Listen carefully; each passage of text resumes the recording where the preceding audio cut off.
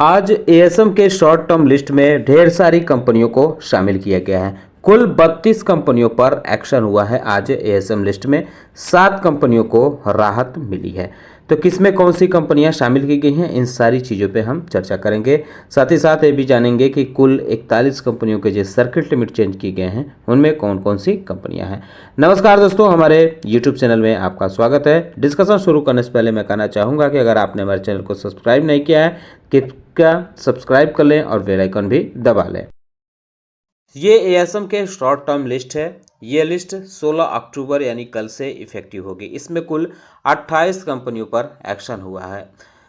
63 moons technology limited, Adroit Infotech limited, affordable robotic automation limited और Balurghat technology limited, Bodhi tree multimedia limited, captain Technoplast limited और Sita industries limited, continental chemicals limited, creative eye limited, Dhanlaxmi roto spinners limited, DMR hydro engineering and infrastructure limited, Ganesh housing corporation limited, GTL limited, HLV limited, Jyoti limited और pace e commerce ventures limited. इसके अलावा अगर हम बात करें तो primer पॉलीफिल्म्स limited, RSD finance limited, Shirsh industries limited, Sindhu trade links limited, Sita enterprises limited और skipper limited भी शामिल है।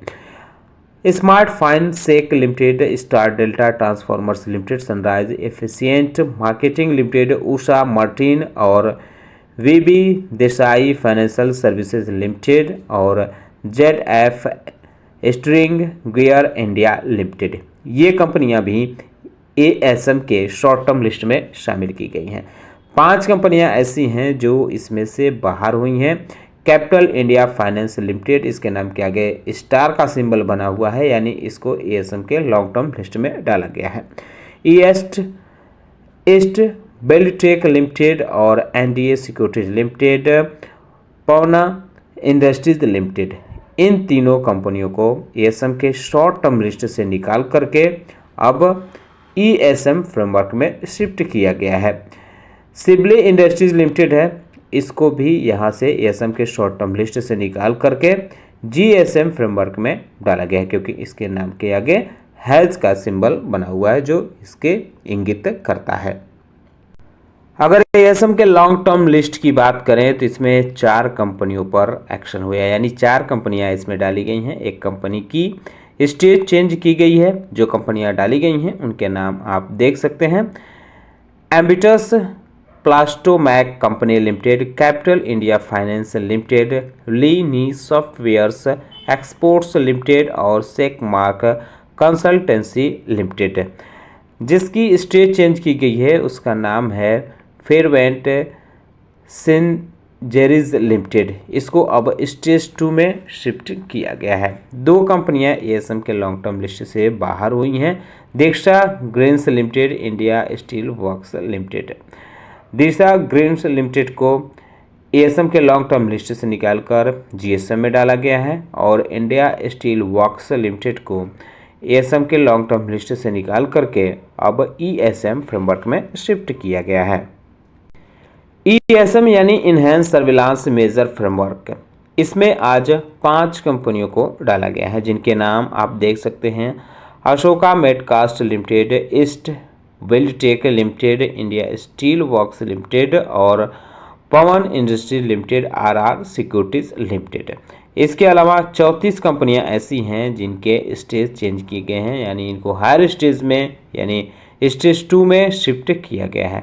Adline chem lab limited, Ashiana agro industries limited, Bella Casa fashion retail limited, Bhudevi infra projects limited, BNR Udyog limited, Brady Morris engineering company limited, ECS biztech limited, global offshore services limited, Gujarat tool room limited, Gyan developers and builders limited, Harrisons Malayalam limited, IL&FS transportation network limited, Inducto steel limited, Inspirisys solution limited, Gems realty limited, Jaynath Orgochem limited, key corporation limited, Leeboard finance limited, Odissi technology limited, Paragon finance limited, POCL enterprises limited और Poppy's cares limited, Prithvi exchange India limited, Rajkamal synthetics limited, regency Fincorp limited, Railcon engineering company limited, Sab event and governance now media limited. इसके अलावा Saptarishi agro industries limited, Shardul securities limited, Siddheshwari garments limited, Somi conveyor belting limited, Starcom information technology limited, Tarapur transformers limited और Tirupati tyres limited. ये कंपनियां जो हैं ESM के stage 2 में shift की गई हैं। वहीं किसी भी कंपनी को इसमें से बाहर नहीं किया गया है। एनएससी के तरफ से सर्किट लिमिट वाली जो लिस्ट जारी की गई है उसमें कुल 11 कंपनियों के नाम दिए गए हैं जिनकी सर्किट लिमिट चेंज की गई है। 360 मून्स टेक्नोलॉजीज लिमिटेड की अब सर्किट लिमिट 20% से घटाकर 10% की गई है। अरिहंत एकेडमी लिमिटेड की 20% से घटाकर 5% हुई है और प्राइमर पॉली फिल्म्स लिमिटेड की 20% से घटाकर 10% हुई है और संगिनी हॉस्पिटल्स लिमिटेड की 20% से घटाकर 10% हुई है। इसके अलावा हैरिसंस मलयालम लिमिटेड की 5% से घटाकर 2% हुई है। IL&FS ट्रांसपोर्टेशन नेटवर्क्स लिमिटेड की 5 से 2 हुई है। इंस्पायरिसिस सॉल्यूशंस लिमिटेड की 5 से 2 हुई है। सब इवेंट एंड गवर्नेंस नामीडिया की 5 से 2 हुई है। सोमी कन्वेयर बेल्टिंग लिमिटेड की भी 5 से 2 हुई है और Sonam limited, Tarapur transformers limited, इन दोनों कंपनियों की भी सर्किट लिमिट 5% से घटाकर 2% कर दी गई है। बीएसई के तरफ से जो लिस्ट जारी की गई है उसमें 41 कंपनियों के नाम दिए गए हैं। कुछ कंपनियां तो हमें एनएससी में भी देखने को मिल गई थी। WH ब्रैडी कंपनी लिमिटेड की सर्किट लिमिट अब 10% कर दी गई है। प्राइमर पॉलीफिल्म्स लिमिटेड की 10% हुई है। 360 मून्स टेक्नोलॉजी लिमिटेड की भी 10% हुई है। वहीं कंदौर इंडस्ट्रीज लिमिटेड की भी 10% हुई है। सनराइज एफिशिएंट मार्केटिंग लिमिटेड की 10%, फ्रीवेंट सिनर्जीज लिमिटेड की 10%, सहारा हाउसिंग फिना कॉरपोरेशन लिमिटेड की 5%, ग्लोबल ऑफशोर सर्विसेज लिमिटेड की 2% और जेम्सरी रियल्टी लिमिटेड की भी सर्किट लिमिट 2% की गई है। Brady Mauritius engineering company limited की 2%, रेलको इंजीनियरिंग कंपनी लिमिटेड की 2%, की कॉरपोरेशन लिमिटेड की भी सर्किट लिमिट अब 2% की गई है। वहीं अगर हम बात करें लीबोर्ड फाइनेंस लिमिटेड तो इसकी भी सर्किट लिमिट 2% हुई है। Shardul securities limited, Gujarat tool room limited, Rajkamal synthetics limited, Ashiana agro industries limited, Saptarishi agro industries limited और Jaysynth Orgochem limited, Adline chem lab limited और Bhudevi infra projects limited, Siddheshwari garments limited, Gyan developers and builders limited, Odyssey technology limited, Poppy's cares limited और BNR Udyog limited, Paragon finance limited और Starcom information technology limited, इनकी भी circuit limit अब 2% की गई है। Prithvi exchange India limited, Inducto steel limited, Inspirisys solutions limited, Somi conveyor belting limited, IL&FS transportation network, Tarapur transformers limited, Tirupati tyres limited, POCL enterprises limited, Bella Casa fashion and retail limited, ECS biztech limited, Sab event and governance now media limited, agency Fincorp limited और Harrisons Malayalam limited, इन कंपनियों के भी circuit limit में बदलाव किया गया है। अब इनका 2% कर दिया गया है। कुछ कंपनियों में खबरें भी देखने को मिल रही है। एक बहुत बड़ी खबर देखने को मिल रही है कोचिन शिपयार्ड में। इन खबरों की वजह से ये शेयर फोकस में रह सकते हैं। पहले नंबर पे बात करते हैं कोचिन शिपयार्ड के बारे में। इसमें बड़ी खबर देखने को मिल रही है कि सरकार इसमें 5% हिस्सेदारी अपनी बेचने जा रही है। कोचिन शिपयार्ड में ऑफर फॉर सेल यानी OFS के जरिए कंपनी में ये बिकवाली देखने को मिलेगी। इसकी फ्लोर प्राइस अगर बात करें तो ये 1540 रुपये पर शेयर रखी गई है, जो ट्यूसडे की जो क्लोजिंग प्राइस रही है उससे 8% कम है।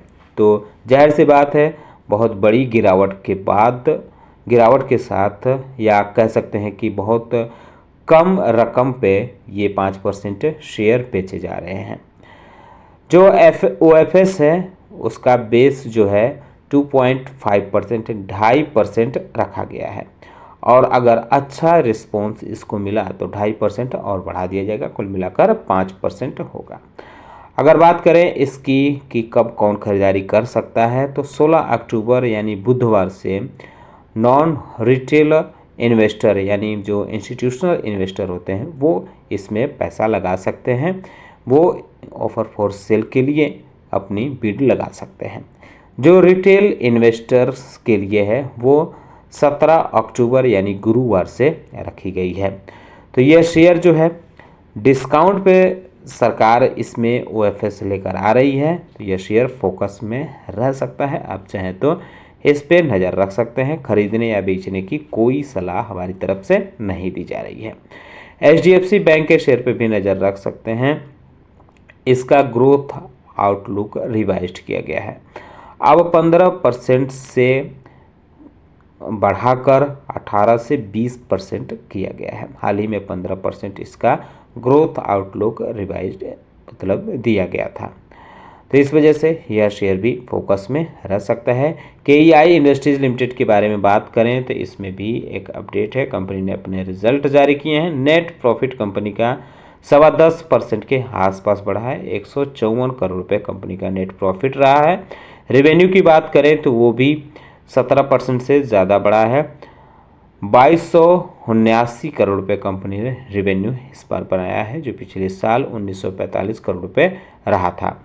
EBITDA 9% बढ़ा है, 220 करोड़ रुपए रहा है, जो पिछले साल 202 करोड़ रुपए दर्ज किया गया था। EBITDA मार्जिन की बात करें तो ये जो है 70 basis point year on year के हिसाब से कम होते हुए देखने को मिला है। पिछले साल 10.4% रहा था, जो इस बार 9.7% देखने को मिला है। इसके साथ ही बोर्ड ने यानी कंपनी के बोर्ड ऑफ डायरेक्टर ने फंड रेज के लिए मंजूरी कर दी है। अब कंपनी QIP रूट के जरिए 2000 करोड़ रुपए फंड रेज करेगी। ONGC के बारे में बात करें तो इसमें भी एक अपडेट देखने को मिला है। ONGC पेट्रोल एडिशन जो कंपनी है उसमें ONGC ने अपनी हिस्सेदारी बढ़ाई है। 91.16% से बढ़ाकर अब 94.4% कर दी है। कंपनी ने 2.88% स्टैक एक्वायर किए हैं।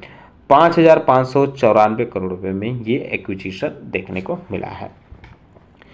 PNC इंफ्राटेक लिमिटेड के बारे में बात करें तो कंपनी को बड़ा ऑर्डर मिला है। 4630 करोड़ रुपए का 2 प्रोजेक्ट मिले हैं महाराष्ट्र से।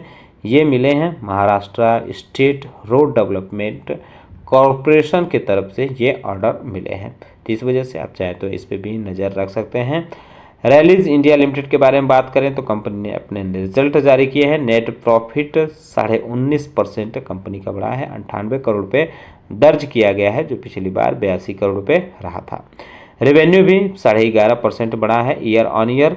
228 करोड़ रुपये कंपनी ने रेवेन्यू दर्ज किया है। EBITDA इसका 25% बढ़ा है, 116 करोड़ रुपये कंपनी का रेवेन्यू EBITDA रहा है। EBITDA मार्जिन की बात करें तो ये 16% से बढ़कर इस बार करीब 18% दर्ज किया गया है। आलोक इंडस्ट्रीज लिमिटेड के बारे में बात करें तो कंपनी ने अपने रिजल्ट जारी किए हैं। नेट लॉस कंपनी का बढ़ा है, इस बार 262 करोड़ रुपये नेट लॉस दर्ज किया है, जो पिछली बार 174 करोड़ रुपये रहा था। रेवेन्यू भी कंपनी का 35.5% डाउन हुआ है, 885 करोड़ रुपये रहा, जो पिछले साल 1372 करोड़ रुपये देखने को मिला था।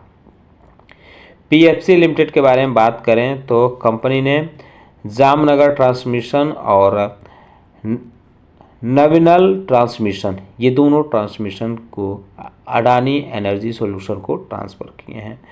इनका जो रहा है जामनगर ट्रांसमिशन की जो कीमत लगाई गई है वो 19.25 करोड़ रुपये है, और नॉमिनल ट्रांसमिशन की जो कीमत लगाई गई है वो 19 करोड़ रुपए के आसपास रखी गई है। GR इंफ्रा लिमिटेड के बारे में बात करें तो कंपनी के बड़ा प्रोजेक्ट मिला है। Maharashtra state road development corporation के तरफ से 1885 करोड़ रुपए का ऑर्डर मिला है। इसके लिए कंपनी को लेटर ऑफ मिल गया है, तो इस वजह से यह शेयर भी फोकस में रह सकता है। रेलटेल लिमिटेड के बारे में बात करें तो कंपनी को एक बड़ा प्रोजेक्ट मिला है। करीब करीब 80 करोड़ रुपए का ऑर्डर मिला है महाराष्ट्र हाउसिंग एरिया डेवलपमेंट के तरफ से ये ऑर्डर मिला है, तो इस वजह से आप चाहें तो इस पे भी नज़र रख सकते हैं। अब आखिरी में बात करते हैं वारे एनर्जीज के IPO के बारे में। खबर चल रही है कि 21 अक्टूबर को यह कंपनी अपना IPO लॉन्च कर सकती है। प्राइस बैंड की अभी घोषणा नहीं की गई है। 3 डेज का इशू रहेगा। 23 अक्टूबर इसकी लास्ट डेट रहेगी बिड लगाने की। एंकर इन्वेस्टर का जो शेड्यूल रखा गया है वो 1 दिन का रखा गया है, 18 अक्टूबर को रखा गया है। ये जो IPO है इसके बारे में अगर थोड़ा डिटेल से जाएं तो इसमें जो फ्रेश इशू देखने को मिलेगा वो 3600 करोड़ रुपए का मिलेगा और ऑफर फॉर सेल यानी OFS जो देखने को मिलेगा वो 48 लाख इक्विटी शेयर का देखने को मिलेगा, जो प्रमोटर और इसके शेयर होल्डर्स की तरफ से बेचा जाएगा। ऐसा जो ड्राफ्ट रेड हेरिंग प्रोस्पेक्टस दिया गया है उसके हवाले से खबर चल रही है। अगर इसके कुछ फाइनेंशियल के बारे में बात करें तो कंपनी का जो रेवेन्यू रहा है वो 70% बढ़ा है। प्रॉफिट आफ्टर टैक्स जो है वो 155% बढ़ा है फाइनेंशियल ईयर और मार्च 2024 और मार्च 2023 के बीच में। तो ईयर ऑन ईयर जो पूरे साल में रहा है वो 70% कंपनी का रेवेन्यू बढ़ा है। प्रॉफिट आफ्टर टैक्स 155% बढ़ा है। तो इन सारी चीज़ों को देखकर आगे भी अपने एक्सपर्ट की सलाह लेकर आप इसमें विचार बना सकते हैं कि आपको क्या करना चाहिए। बहरहाल हम इसके लिए कोई आपसे नहीं कह रहे हैं कि आप खरीदें या इसमें बिड लगाएं या ना लगाएं। हमारे तरफ से ऐसी कोई सलाह नहीं दी जा रही है। उम्मीद करता हूं कि आपको हमारा वीडियो पसंद आया होगा। कैसा लगा बताना ना भूलें। साथ ही साथ हमारे चैनल को सब्सक्राइब कर लें, बेल आइकन दबा लें। वीडियो देखने के लिए बहुत बहुत धन्यवाद।